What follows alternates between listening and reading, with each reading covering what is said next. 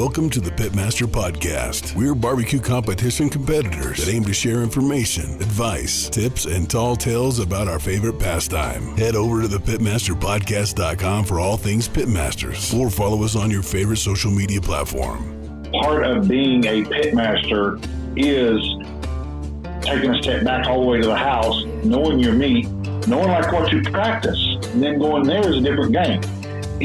If you're the right chef, the right cook, the right pitmaster, whatever you want to call it, the right cook, the meat, the protein is where it all starts. And knowing that is the biggest part of it. Here are the hosts of the Pitmaster Podcast, Rusty Monson, head pitmaster of Salt City Barbecue, and the two-time grand champion pitmaster of Smoke Ain't No Joke Barbecue, the Anthony Luan. All right, guys, on the podcast today, we have David Bouska, the David Bouska. Yes. I mean, there's the Anthony Lujan, but there's the great David Bouska, Butcher's BBQ, Right. who is the barbecue goat, Yeah. if you will. I'll say goat. I've said it. It's Yeah. my word's not yours, David. Yeah. Don't worry about it. The American Royal canceled. The Jacks canceled and Memphis canceled. What are your thoughts on all this? I understand why the American Royal canceled. I understand why the Jack and the Memphis MA, they do have a lot of teams come in from other countries. And it's not this, they're coming in, but they got to get back home. And so with that in the loom, I can understand why they canceled. The American Royal, I get it. It wasn't financially stable for them to have a fraction of the teams and no open gate. That's one thing they'd already said.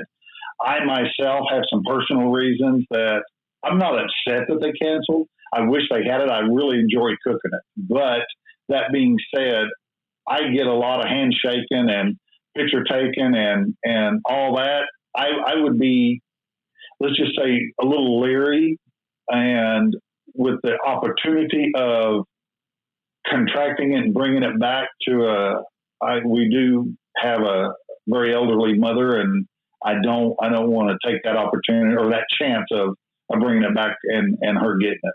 So I like I said, I get it. Is it upsetting? Yeah. I hate to see any large one have to go away, because there is a ton of teams that look forward to it and plan on it. I understood that they had a little over 400 teams registered, but not paid. So I don't know how many could have came in. And with the option of the schools going online, maybe more could have traveled. I don't know. But I get it. I understand what they're doing. They're saying that they're not going to make money, and this is their number one fundraiser for their nonprofit organization. And so they're going to really be hurting throughout the whole year. And I bet there were sponsors that pulled out. Let's be real. There's a lot of businesses that are really down right now. There's a lot of unemployment going on. And folks are just now getting caught up, if they're even caught up, with the businesses and the unemployment. And it's hard to take money out of a lifestyle or a business to sponsor that right now. So I get it. I absolutely get it. Nice. That's a great A explanation. lot of points but, I kind of didn't consider. Right. But David, in your heart, did you think it was going to really happen? What was your percentage? You kind of knew right that it wasn't going to go. I gave it maybe 20% of going off, and that was only if I was playing craps at a table. I totally understand. Then what do you think is the possibility? Is the invitational part next year just going to be like 300 teams deep, since there's teams out there still being able to qualify currently? In the letter they sent out to everybody, that was all covered, and yes, they will roll over to next year. So whoever wins the invitation next year, is the greatest barbecue person of all times. Can we just say that right now?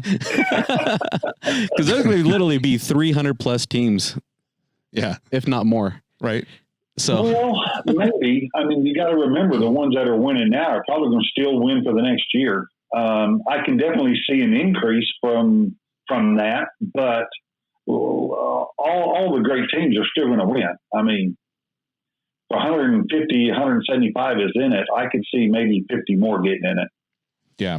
Yeah. And it was my first year going, so I'm kind of bummed, but it's fine. I mean, I have a year to practice for the Royal, and that's actually okay with me. I need some time to you really want to study. experience it on your first run anyways. You don't want to be in COVID scenario where they're actually competitors. You want to experience the full. I don't care if 25 people show up. A dub's a dub. You know what I'm saying? I just won the American Royal with 25 people.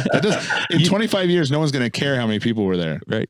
But you gotta cook against people like our guest. Look at it this way. You say that you got to practice for the Royal. Nationwide right now with all the contests that are going on, what is the one thing you're hearing week in, week out? They're having a hard time getting the judges.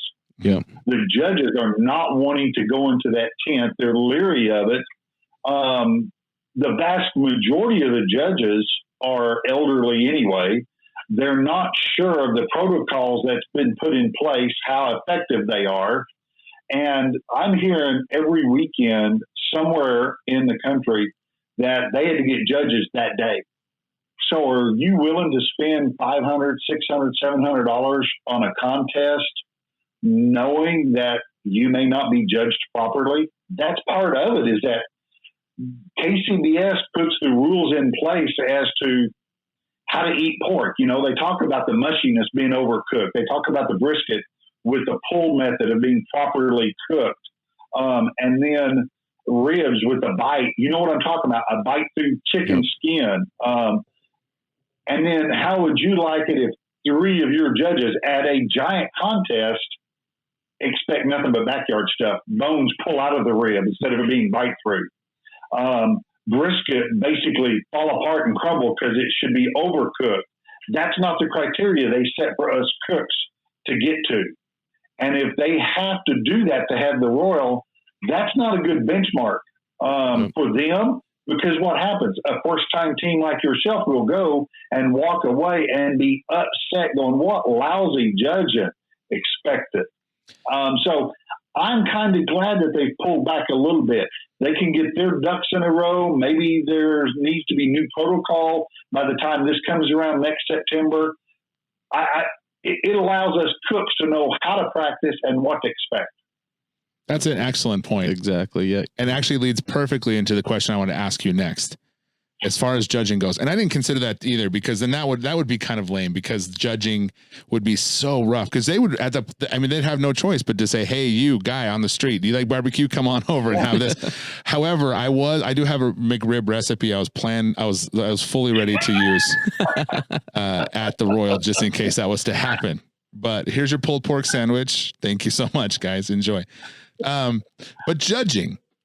So I've been kind of hung up on this a little bit, and listening to, and there's ways you can walk away from a competition and say, judges, they're ruining everything. And I listened to your podcast. By the way, we'll talk about the podcast, but what an amazing podcast you have. And one of your episodes just recently, I'll say it was about 4 or 5 back, you did a little thing, how to get ready for a competition. And you talk about judging and judging cards and things like that.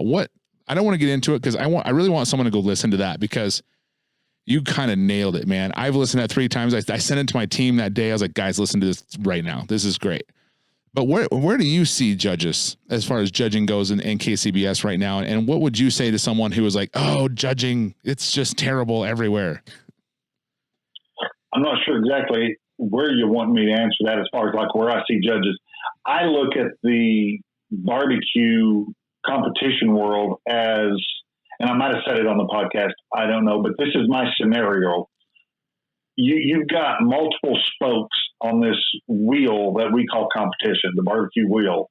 And I am a firm believer that every spoke is very important. You've got KCBS, you got the organizers, you got the judges, and you got us cooks. And it does take every single one of us to make a competition good. If you don't have good judges, just like I just said, that's what happens.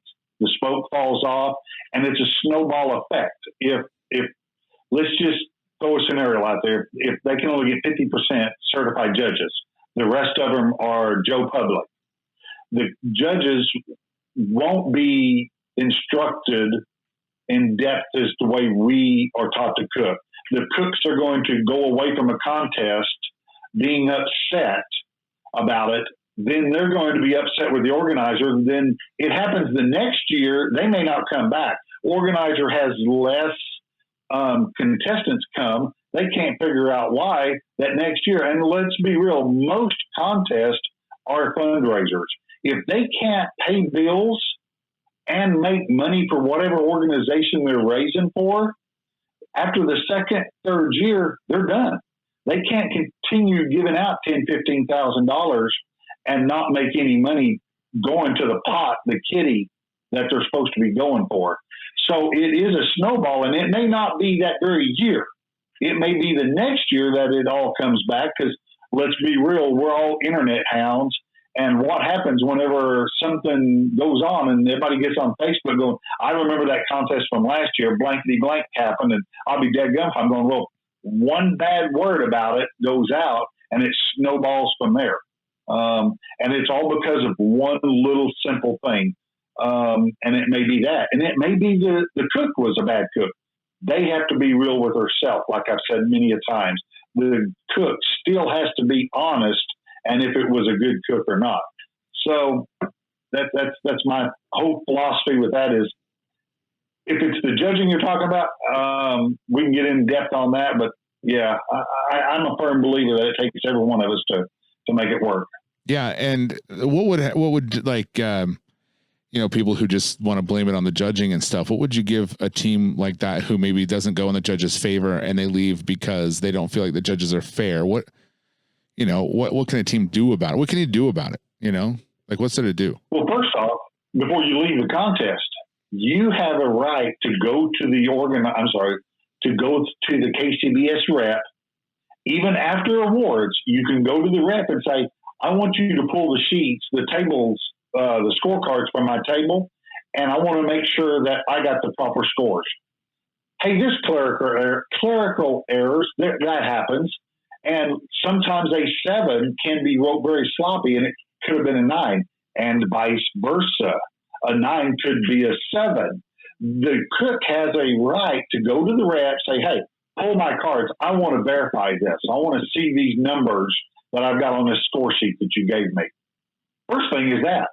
Don't go back home kicking gravel all the way home and call KCBS Monday morning barking and complaining. Well, they're going to ask first thing, have you talked to the reps? Did you get a chance to visit with them afterwards? And then it takes a day or so, but I think they still get, and I'm not 100% sure, they used to get all the scorecards sent back to the office. Then after Tuesday, Wednesday, Thursday, then they can pull them and read them off to you. That's cool. I don't know if that still happens anymore, but I know at one point it did. That's a good question to ask. Maybe we'll email our friend Emily. Find that out. Yeah, that'd be nice to know. Actually, yeah. I did not know, even though that could even was a possibility. But yeah, and in that podcast, you go through a lot of things like how you can look into judging and read those, things. You go into like how do you like look at it? So you can go home and say, okay, what table was I on? These guys were really killing it. These guys are great chicken cooks, and I just kind of fail. So then, yeah, okay, I get it. Or you're down there with some really crappy, this guy just cooks once every 2 years, and you're down with them. Now there's something you need to work on. A lot of cool stuff. I'm not going to really touch into that anymore because I think, again, go listen to that podcast on the Butcher's BBQ podcast. Such a great, great, great episode. And his logo jumps out. I like how he always talks about how well his logo jumps out. When you're scrolling through your podcast. Well done. I listened to your marketing one too. Another one to listen to on how to market yourself correctly. But anyway, Scott, yes. But anyways, so my buddy to the right of me, Rusty, he has actually earned a ticket to the Invitational. I haven't earned that. David, what's a good tip to teach me how to win a barbecue contest? What am I shooting for to win a solid KCBS event? To me, it's absolutely don't do anything different at a contest that you haven't practiced. If you practice and you cook prime grade briskets and they're phenomenal, just because you got a contest coming up or a big contest, let's say like it would be the Royal or a 150 team up in Kansas City somewhere, don't just go buy a Wagyu brisket because they absolutely cook different. You're gonna walk out going, I spent $200 on a brisket and that wasn't any better than what I normally cook. Well, that's because it cooks different. if you cook a brand of ribs, brand X out of the grocery store, and you've got it down to a science. I mean, you know exactly when they're going to color out right, you're going to wrap them, when you're going to pull them. Don't just go buy the best high-end breed heritage meat product just because you're going to a contest. And that's the biggest thing is get to know your meat. That's the best way to learn your trade. Is it all starts with the meat and it ends with the meat. That's what you're cooking. That's what you're passing out to be judged. If you cook the best food with what you've got locally, stick with that. It may not win, but if you don't hit your marks, because I hear this more than anything else, people ask me, well, when you travel around the country, do you change your flavors? Absolutely not. Why would I change anything just because I'm going to California, okay, or Florida or wherever? And I walk away going, man, those ribs weren't just right. I didn't like the flavor of them. Well, I changed it. How do I know if it was right or not if I changed it? So if you change something from practice cooking just because it's a contest, how do you know it was right? I couldn't agree with you more. I've made that mistake. I always cook prime brisket, just for eating it around the house, and I've nailed it. Every time I've got a call and walked and got a check, it was with a prime Costco brisket. I try to cook Wagyu and I always bomb. So I agree with that 100%. Yep. Practice that.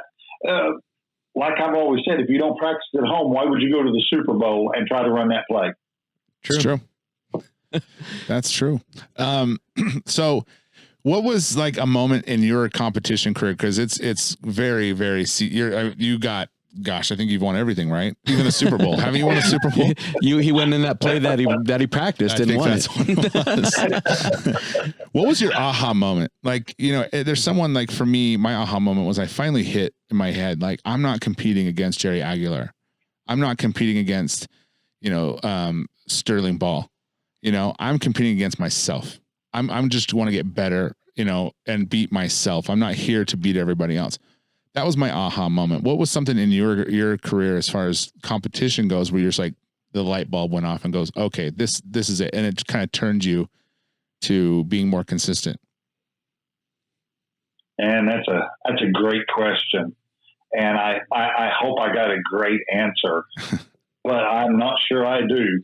My aha moment might be whenever you fall flat on your face. I don't know of any particular one, but when you fall flat on your face, when you think you're great and you're not honest with yourself, like what I've always talked about, that's probably the biggest aha moment there can be is the next time you go to cook and you actually taste your food again and you're like, oh, wow, that really isn't that good. They do get it right, but maybe it was I won the World Food Championships in the barbecue the first year they had them in 2012. That I would probably be as close to an aha moment as I've had, because that kind of put me, and there was, I'd say 90 some teams. I don't remember for sure.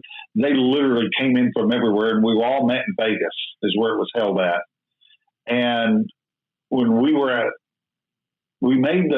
they took the top 10 teams at the awards, walked us out in front of the Paris casino, and we actually had awards out there on the Vegas Strip.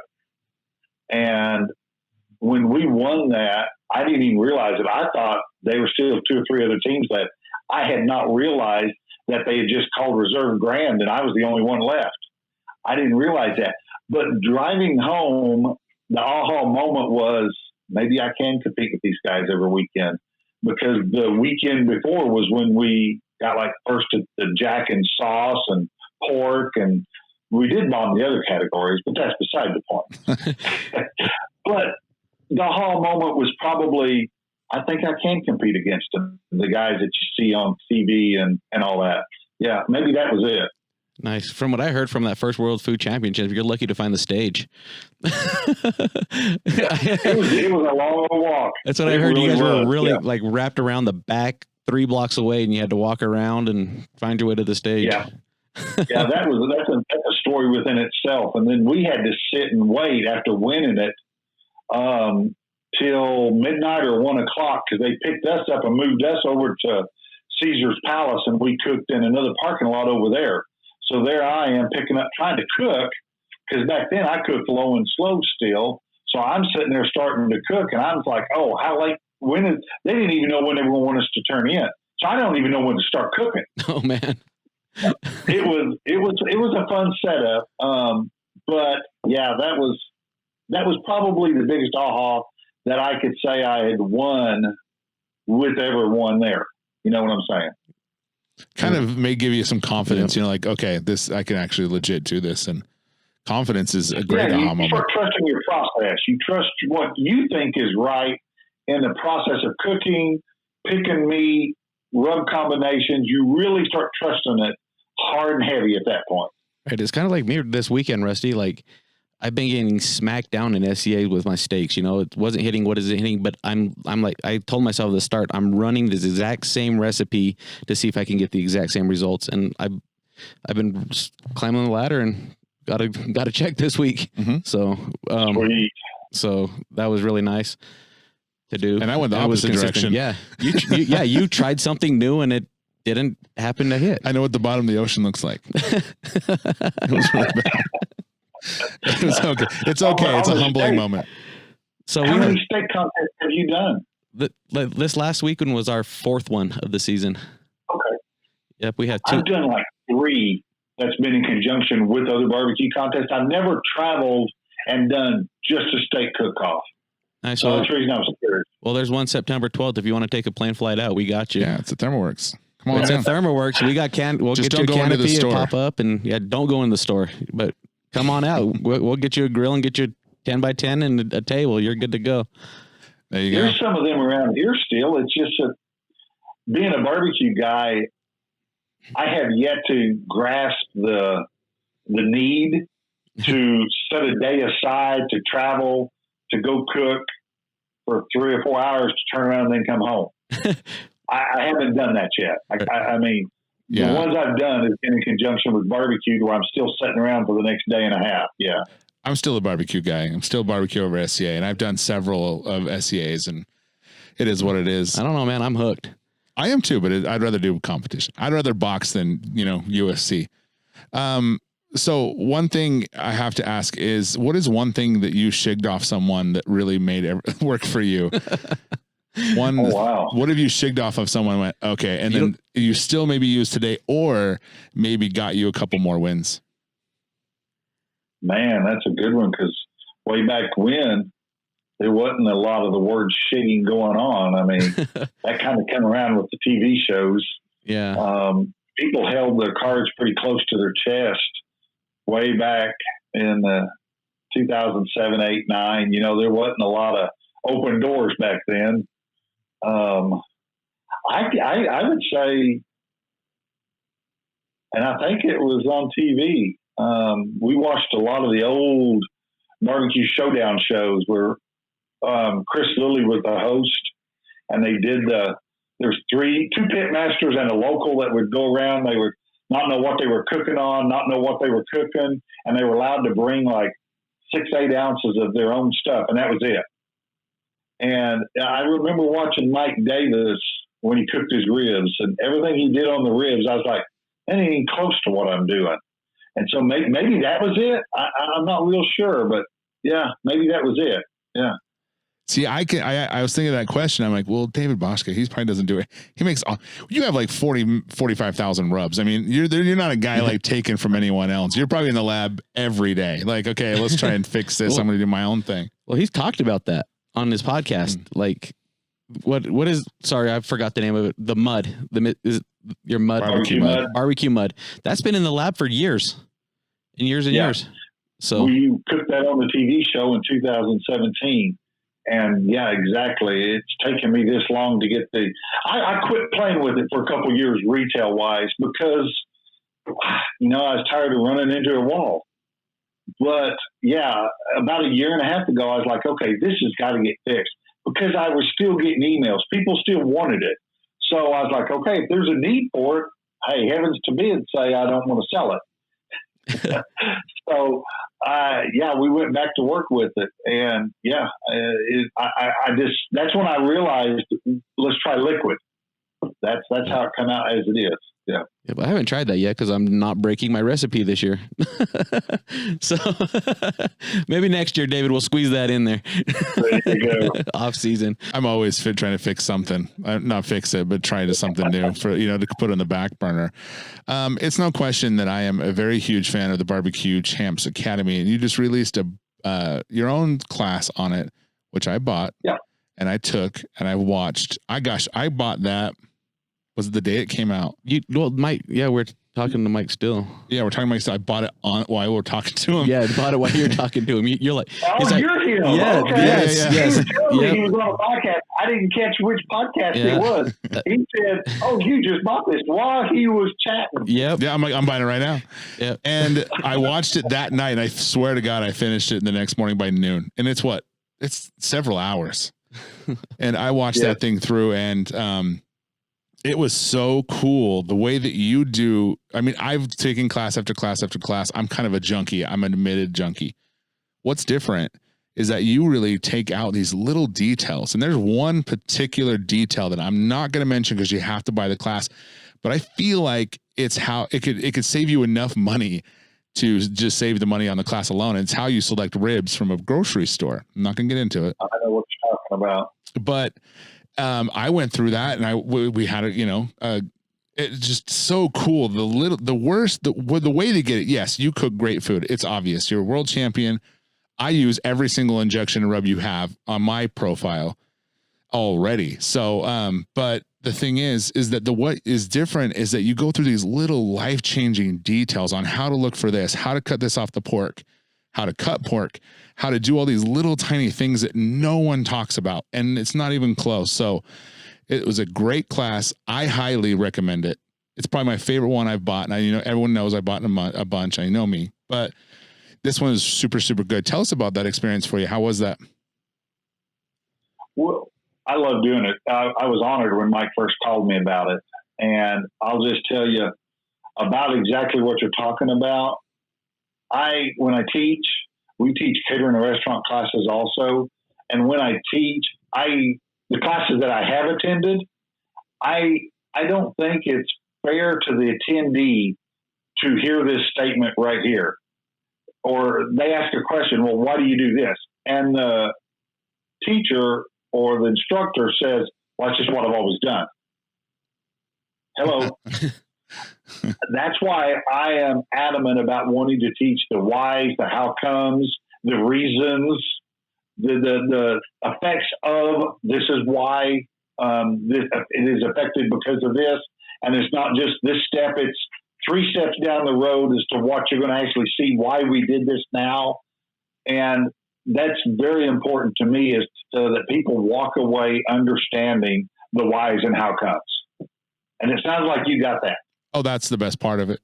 It's like, I mean, of course the recipes are amazing and then your techniques are awesome, but it's almost like you watch every single little second and there's a detail. It's like instead of filling the air with whatever, it's just like this gold nugget. You're like, whoa. And Mike's over there freaking out. Another one, It's like, well, really, you bought this class and 2 weeks later you won your first GC. That's true. And to be completely honest, a lot of the things I took from it, it helped me a ton because, we recently just won our first GC. And like I said, it's those little details. Like I just went shopping for ribs. And guess what I did? I didn't buy 14 freaking ribs and cross my fingers. I did that little technique and I saved myself a lot of money. Let me just say this. You used the bone effect. I did. There you go. And I know exactly. Yeah, I thought that's what you was talking about. Yeah.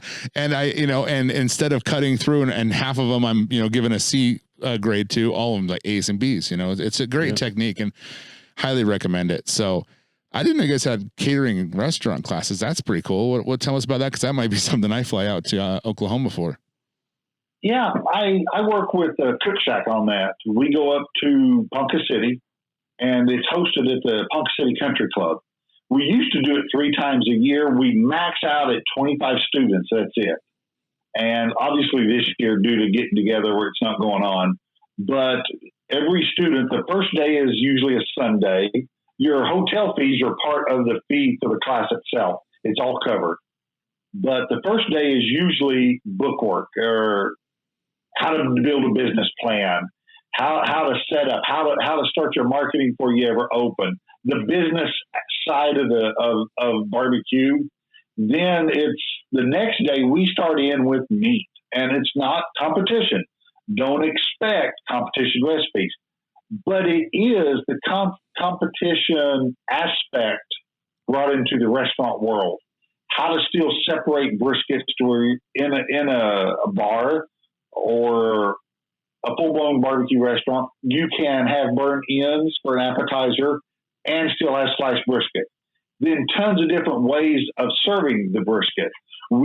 Every student will trim and cook brisket, pork butts, ribs, spare ribs and baby backs, half chickens, salmon, bratwurst.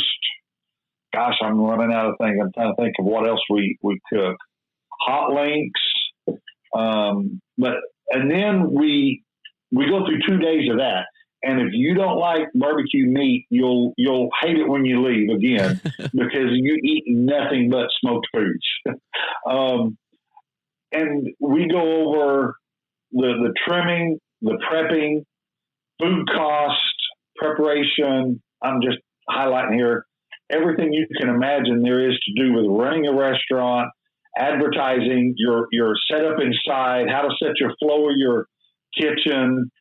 And then at the last day, what we do is the country club charges like $5-6 to their members, and we'll serve anywhere from 200 to 500 people that Tuesday night on a line. And if you've never been in that position, it's very eye-opening how to serve. And I stand on the line and I make sure the plates are presented right. We want to make sure you're not just, when all of a sudden 150 people show up at one time for the first hour, you're not just slicing and throwing it out. No, wait a minute. Slow down. These folks have been here before. They understand it's going to take a little time. You need to present this meat on the plate properly. This is your eye appeal. It's your turn-in box if it was a competition. And so we go through all that, and then we rotate. Someone might slice briskets for 20 minutes. Okay, we're going to rotate. Who was doing salmon? You want to come over here and do this now? And so we go through the whole aspect from beginning to end. And then at the end of it, the bar is open and Cook Shack flips the bill and everybody takes a little breather. Oh, cool. Rusty's on his way. I mean, I've run restaurants for a long time. Yeah. And I know your son just opened up he's doing pretty well for himself as far as his business goes. And I was listening to you on the Kevin Sandridge Barbecue Beat podcast, and the things you were saying on how to run one, just the verbiage you were using, I can tell you guys know what you're talking about. But I'm someone who wants to get into the catering and restaurant business. Well, barbecue business. I've been in the restaurant business my whole life, but I'd be super interested in that class. That would be super great to attend. Awesome. Yeah. We have talked about my son and I doing this on our own because Cook Shack is getting so limited trying to control. They run about 100 employees up there, and they're just busy. Let's be real. They're busy. So Levi and I have talked about hosting one ourselves. And so we'll keep everybody posted if we do turn the key on it. Yeah. How would we find out about that? Sorry, just go to your newsletter? Do you have anything like number one newsletter, number two, Facebook. Yeah. Gotcha. We would do the traditional news media blast as we always do. Yeah. Cool. I need to get on that because I'm dead serious. That'd be really cool. And Lene Oxley Loop. She's been wanting. We were going to go out to do the Amy Meals one, but I may just go to this one. I'll go both. I don't care. But this one sounds great, and I know she's a very big admirer of yours. So that would be cool to go to. And I highly respect her, folks. Let me tell you, and I'll throw it out there. There's people in the barbecue world that don't care for Lene, and I'm just going to tell you that's because they're scared of her. Yeah. It's that simple. She is a great cook. I'm serious. There's people that just don't like her because of her personality. And it's just that they're scared of her. They don't know what to think of her. Well, folks, get over it. She is a great cook. She's a great pitmaster. She's a great teacher. She'll go a long ways in this business with what she wants to accomplish. She's already got there. My gosh. Look at all the chop shows she's been on, all the cooking shows. the world already recognizes what she can do, and it's a shame that I'll say it's a shame she's not getting the due rights here in the barbecue world. Yeah, she went down to the SCA with us this past week in Utah, and she drove down, and man, she could. She can cook. Well, you know what the thing is we spent the weekend with her. We went to lunch and dinner and stuff. But what I picked up off of her, why she's so good, I think, is because she's extremely thorough.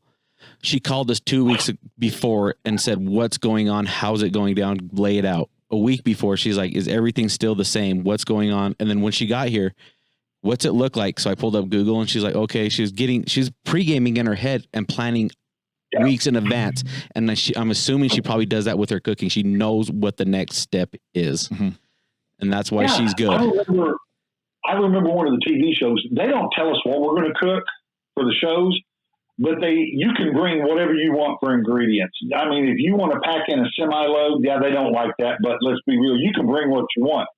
And I think I know she went against Rub Bagby, and I do not remember the other contestant, but she was the only one that brought eggs. Why would you bring eggs to a barbecue contest? Right. She had eggs in her pantry under her table. And there was something they had to do with those.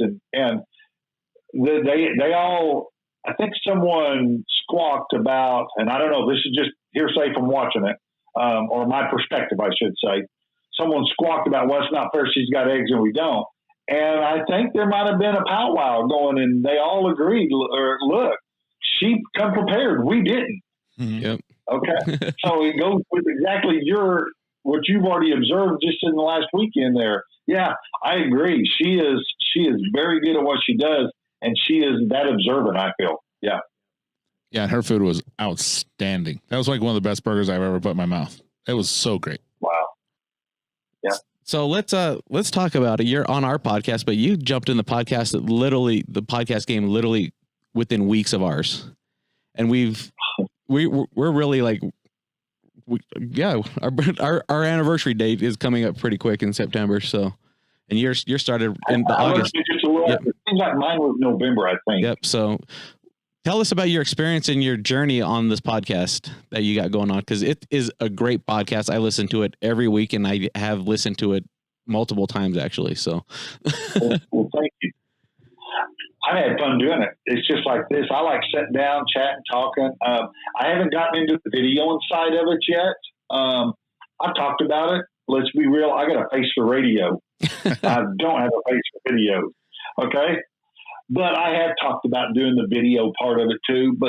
And I've said this on one of them. How I got into it was I was asked to do a live Facebook for a pellet company that sold grills, and they advertised it, and we came on like a Friday evening at 7:00, and we were going through it. And at one point I was 100 questions behind, 75 questions behind, because people want this. How come you're doing this? And it was just nonstop because people knew that I cooked on pellets. And that made me really start thinking, wow, I wonder what else I can help educate and bring the limelight to it, for the backyarders, for competition. And I thought I have enough friends and enough coworkers in this business that just like how I like to do, I want to educate folks on each podcast. If they pick up a nugget, they pick it up. If they don't, hey, I hope they had fun listening.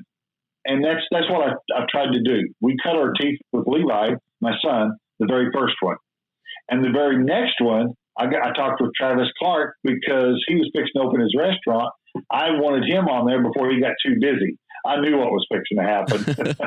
And I went through rub suppliers. I've done a whole bunch of contestants, sauce manufacturers, Cook Shack itself, friends. And just like what you said earlier, I just sit sometimes and talk, and I enjoyed doing that. So I may do them again. Yeah.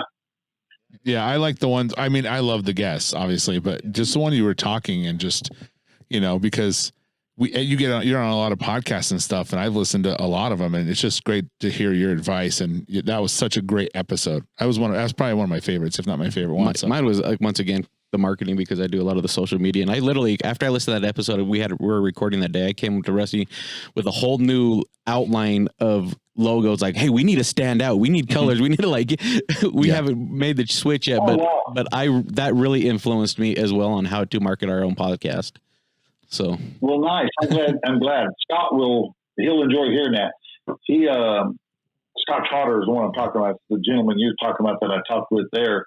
I received an email after that one went out. Someone was coming out with a rub, and they were doing their label, and they stopped and started all over again after listening to his advice. And I forwarded that on to him, and he just sent a deal back on that. He was tickled to death that he helped someone else with that podcast. So yeah. It's cool. It's a great podcast. If you haven't listened to it, then I don't know what you're doing, but go listen to it now. Well, after this episode. Yeah, after you've heard. Yeah. You don't have to listen. I say this all the time, guys. You don't have to listen to our episode. Just download it, and you don't have to listen. Download ours and go listen to David's. All right? That's all that I care about. Then you're fine. We're good. That's the best of both worlds. But, coming up in barbecue, I mean, you came up as a butcher. I mean, you and I were both hod tenders when we were kids. My dad was a brick mason. Your dad was a brick mason. And you went into the, working in meat markets and stuff. How do you think, kind of walk us through that journey? I know it's said before, but it's a very interesting story, especially how it but obviously led you to barbecue, which is a very obvious choice. But where did that all start? Well, as I said from a long time ago, it all started with my dad. It was my grandpa's profession, my great-grandpa's profession. They were all rock masons and then went into brick. The same way? Yeah, same way. Yeah. And I remember when you were 13, 14 years old, you kind of started going to work with Dad in the summertime, and, you'd either build scaffold. I was 6'5", 160 pounds. I was that big around. I couldn't push that wheelbarrow full of mud. I could build scaffold. I had a heck of a time picking up the 2x12s and running them up on it, but you get a Tonga bricks, and I know what you know what a Tonga bricks are. Yeah, and you have to King Kong them up a thing, one hand holding them, the other one. I got in great shape though. I'll tell you what, I was in great shape. Yeah. Well, I realized right then when I was 13, 14 that is not what I wanted to do. Mm. And when I was 15 years old, here in the town, right here where I still live right now, there was a little grocery store, and I went to work in that grocery store, slumping groceries, filling the milk, sweeping the floors, and I was there just a handful of months. And the old man that ran the meat market, his name was Glenn Chandler. We all called him Pappy. Pappy came to me and said, "Tall boy," he said, "You want to learn how to cut meat?" And man, I was like, "Heck yeah, I think that's cool." And he said, "We'll be here Saturday morning, 7:00. All right. I didn't have a clue what I was getting into. And I never looked back after that. I was in it 34 years, and I worked there all the way through high school, went to work for a grocery company here. It was a local company. I worked for them for 3 years, went to work for another company for just a handful of months. And I jumped around there for probably 6 years, but I kept feeling like I was learning something. This is crazy. My best friend also worked at the grocery store. We were FFA buddies. We were running around friends. And on Friday and Saturday nights, we didn't do what a lot of high school boys did. We didn't go to find the local pub or the local hangout or sit at the swimming pool or do that. We actually would drive to Oklahoma City or Shawnee or Tulsa, and we'd go walking around grocery stores. We'd go study the produce in the meat markets and how they had them laid out, the flow, the different stickers they put on. We did a lot of that back in high school. And yeah, we were kind of nerdy, I guess, that way, but we understood exactly what we both wanted to do. And he stayed there here at Wellston. He stayed right here in this grocery store for about the next 30 years. And I went on and worked in other grocery stores. I went to work for Sam's Club. I ended up opening my own meat processing plant. And I never looked for another job. I never wanted to get out of the meat business. I just loved it. There was every aspect of it I liked. There was things that I liked more than others about it, but I never looked at it that way. And finally, I was picking up a quarter of beef one time, and I actually blew my back out, and I had some bulging disc, and I went to a local doctor, and doctor's doing what they do. He manipulated you know what I'm saying, snap, crack, pop, and you'll better go on. Well, he broke a bottom disc in my back, and it went down the inside of my spinal column, and that was the inevitable end of cutting meat. It took me 5, 6, 7 years, and I had to finally get out of it after that. And Levi ended up wanting to open up a restaurant, so it kind of helped out with that. I didn't feel like I had to keep him going, keep his momentum, keep his paycheck. I felt like he was fixing to get out on his own and make his own money, which was good. We didn't need him coming back home. He needed to make his own house payment. And so we went from there, and other sports got into the way. I shot a lot of archery back then. I traveled the country doing that, and this kind of got into the barbecue after that. I couldn't do that, so I got into cooking barbecue, and that's the male competitive juices were flowing, and I had to win at something, and I wasn't going to win at the house. The wife was the winner, period. End of story. And so I had to win at something, and so I got into cooking, and I never felt like I would come into this ahead of anybody, but I felt like I might come in even with people, and I realized the knowledge that I had I could share and help bring up other people with it, and that's kind of how I got into competition cooking. That's crazy. Yeah. That can probably give you a really big advantage, knowing all the meat cuts and things like that, and how to work it, and even like what meats to use right out the gate. Cause I think that takes people a long time to kind of settle in on what meat they're using and stuff. I mean, how important is it to you to use certain meats that you've learned in, opening meat markets and things like that? How important is a good quality meat for competition, or is it overblown? No, it's everything. I went and did some of the competitions where they supplied the meat for you, because I was not an advocate for it. I was against it, because to me, part of being a pitmaster is taking a step back all the way to the house, knowing your meat, knowing like what you practice, and then going there is a different game. If you're the right chef, the right cook, the right pitmaster, whatever you want to call it, the right cook, the meat, the protein is where it all starts. And knowing that is the biggest part of it. And so I think where I excelled a little bit above the others was whenever the TV shows come around. They would throw you that 30-minute challenge. There were the surprise. Knowing and understanding meat helps with that. Knowing and understanding when they throw you buffalo short ribs, how are you going to go about cooking this versus beef short ribs? There is a difference there. To where some guys, there's a lot of barbecue cooks that can cook 4 categories. That's it. You throw a monkey wrench into that, they're done. That's the reason at the Jack, it gets very hard for folks. People are so used to cooking thighs and drums. Well, you throw in white meat, they're done. They can't even figure out how to cook white meat along with dark meat. Why? And there's a lot of things that I brought into this and the scientific side of it that break it down. There's different cell structures, and we can get really deep and go into that. There's light meat, dark meat, and it's either being an active or reactive muscle on the animal, and that makes a difference as to how it accepts the injections, how it accepts rubs. Is it a light meat? What we call light meat, dark meat. Best example is chicken. Breast meat is the white meat, and the leg and thigh is the dark meat. What is when the animal is alive and it gets in danger, the reaction of the animal to how it works is how the blood flows quickly to the different muscles. What's the first thing a chicken does when it gets in danger? It takes off running. Then it eventually starts to fly. Now take a duck. Duck's a poultry, but what's the first reaction a duck does? It flies. It doesn't go running for 30 feet. You know what I'm saying? So the breast meat on the duck is the reactive muscle, not the leg and thigh like on a chicken. The white meat, technically, and they call it white meat. It's not, the animal muscle isn't actually white in color, okay? But it's the leg and the thighs on the duck, to where same thing with beef. On a cow, where's the dark meat? It is the back legs and the front legs. Because what's a cow do? It either runs or it kicks. Let's say a coyote or something is attacking it, it'll kick at it.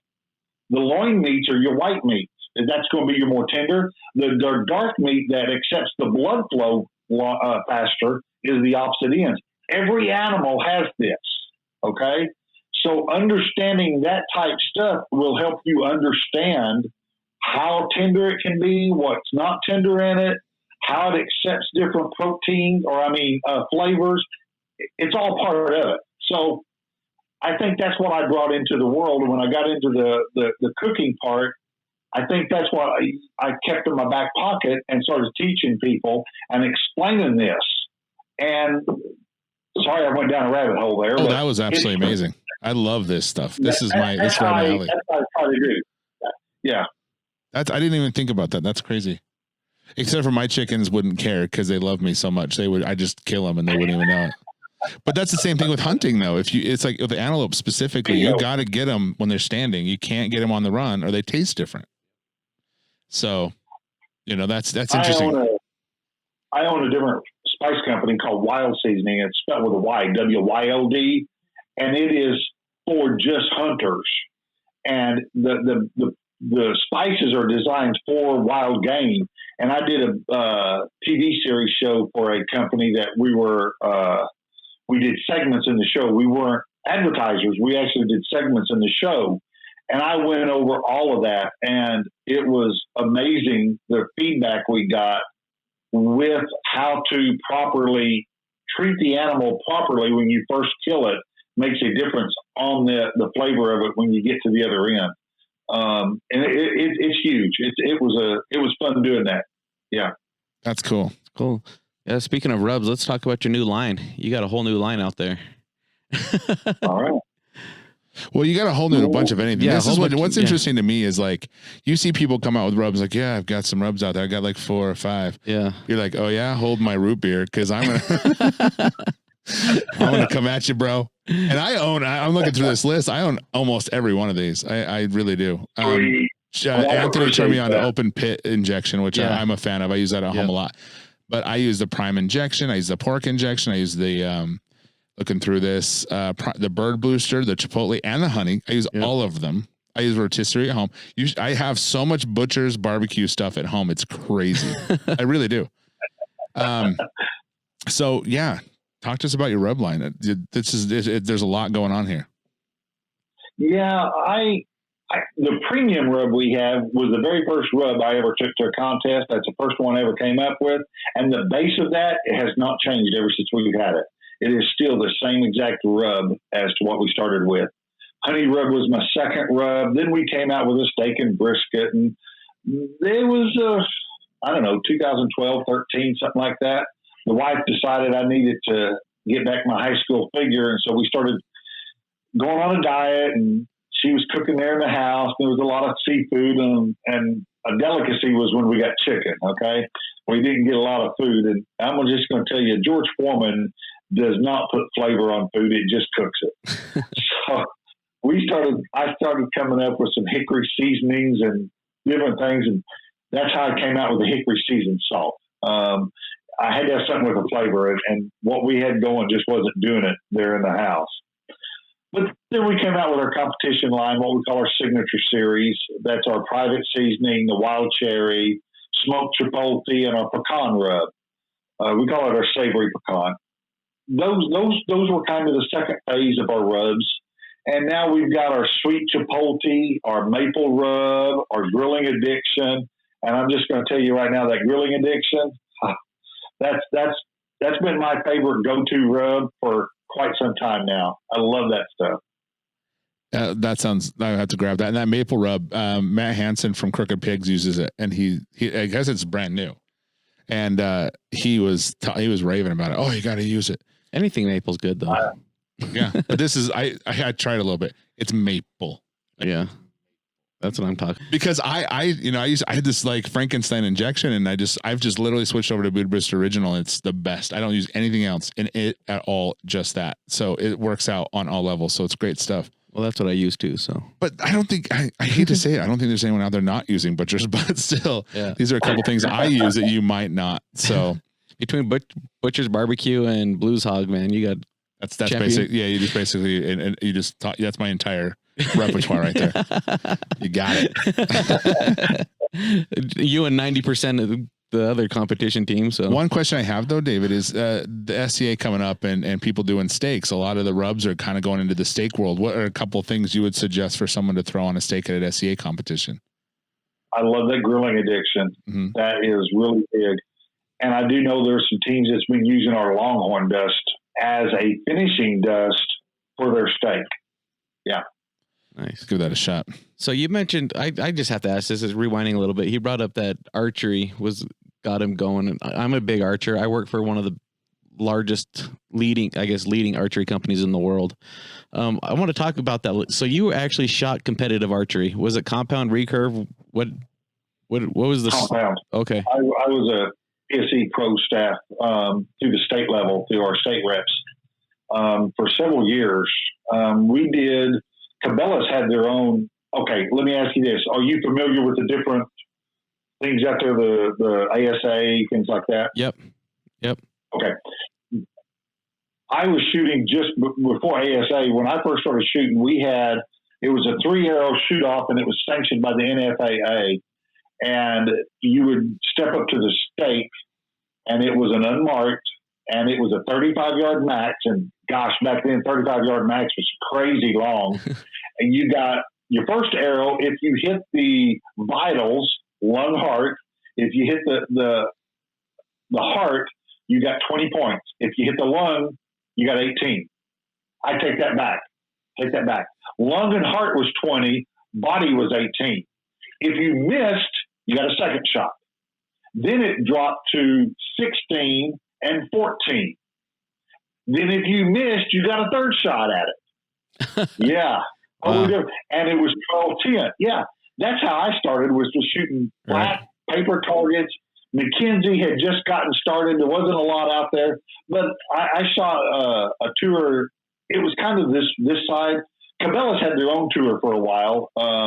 They kind of went west of the Mississippi, and ASA stayed east of the Mississippi. So there was a lot of the Cabela's tours, and they went Mesa, Arizona, kind of stayed in this area. And actually, Oklahoma City held their nationals one year.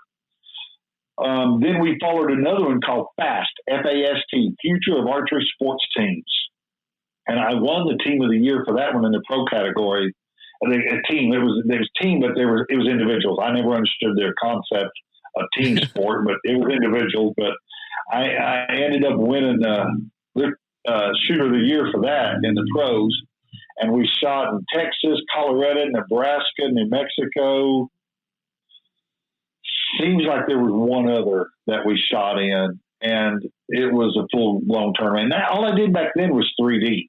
Yeah. And I shot high country for 6 weeks. That never agreed with me. That was back when the Excaliburs were the big bows and the hatchet cams, and that particular bow just never agreed with me. I'm 6'5" and got a 32-inch draw, and yeah, that wasn't working for me with that little. I don't even remember. I think it was 36-inch axle to axle, but the PSEs that I shot that worked for me was the old Mach 9s, the Mach 7s, the big D-Flex World, that type thing. I did have a Mach Pro, a Mach 6, had all those. 6-inch overdraw, probably. Back then, absolutely. Shooting AFP or Beeman carbon arrows. Yep. I remember the advertisement Beeman came out with: buy a dozen arrows, get a faster bow for free. That's funny. Yeah. Fast forward, I laid out for about 10, 12 years because of my back. And my son brought a bow home and asked me, he said, "Hey, Dad, show me some pointers on how to shoot this." And we did. We were standing about 15 yards out back, and I slapped 2 or 3 of his arrows together, and I thought, well, that didn't hurt. I bet I might try this again. Well, I dove back into it. I'm feet first. It's been 4 4 years now back into it, and I presently own 3 bows, 2 of them identical. I started out with a Hoyt and just personal, nothing. I think it was a great bow, but it just didn't fit me. And so I went back to PSC, and man, I fell in love with it again. I did travel last year, and all I'm doing is indoor. I am scared to do 3D now. I'm afraid if I make one wrong step, they're going to carry me off the course with my back. Right. And pulling out of those targets. Yeah. Pulling arrows out of that target. Yeah. I shoot some of the USA Archery local, the 55 meters. I've shot that. I'll shoot some of the target rounds, the 60, 50, 40 rounds in the summertime. But I pretty well stay indoors. I'm a paper puncher, no doubt about it. I love it. I literally love shooting paper. Nice. That's awesome. Well, maybe I'll talk off mic and see if we can get you shooting a Hoyt again. Maybe we'll have to bring you out. When I got back into it, it was the one that I shot. I shot the ProTech. And it was a great bow. I shot it.